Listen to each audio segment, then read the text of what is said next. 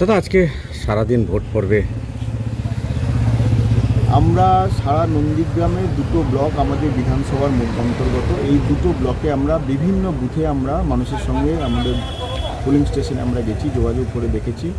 মোটের উপরে ভোট শান্তিপূর্ণই ছিল এবং আমরা আনন্দিত এবং গর্বিত যে নন্দীগ্রামে বেশ কয়েকটি নির্বাচনের পর এই নির্বাচন অত্যন্ত শান্তিপূর্ণভাবেই হয়েছে, বিক্ষিপ্ত এক দুটো ঘটনা ছাড়া।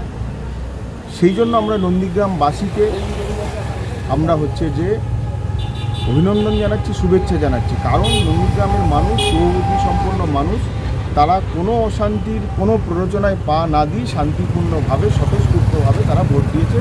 এই জন্য আমরা অত্যন্ত আনন্দিত এবং জাতীয় কংগ্রেসের পক্ষ থেকে তাদেরকে আমরা অভিনন্দন জানাচ্ছি। দীর্ঘদিন পর কংগ্রেস একলা চলো নীতিকে নন্দীগ্রামের প্রার্থী কতটা সাড়া পেলেন?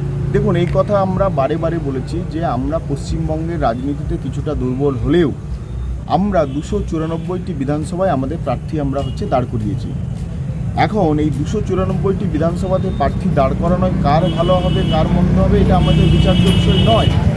আমরা বলছি 2026 সালের নির্বাচনকে সোপান করে 2029 সালের লোকসভা নির্বাচন একটা গুরুত্বপূর্ণ ভূমিকা জাতীয় কংগ্রেস বাংলার রাজনীতি তথা ভারতবর্ষের রাজনীতিতে যে একটা গুরুত্বপূর্ণ ভূমিকা রাখবে।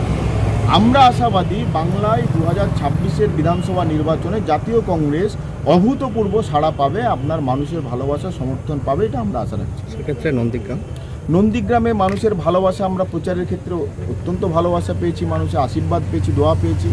তো আমরা আশাবাদী নন্দীগ্রামের মানুষ আমাদের নির্বাচন ভোট বাক্সে তাদের ভালোবাসা প্রদান করেছে, এটাই আমরা আশা রাখছি। মানুষের রায় যাই হোক, জাতীয় কংগ্রেস বরাবরই মেনে নিয়েছে। জাতীয় কংগ্রেস মানুষের রায়কে মাথা পেতে মেনে নেয়। অতীতে আপনার লক্ষ্য করবেন আমরা কোনো নির্বাচনের ক্ষেত্রেই আমরা মানুষের রায়কে মেনে নিই।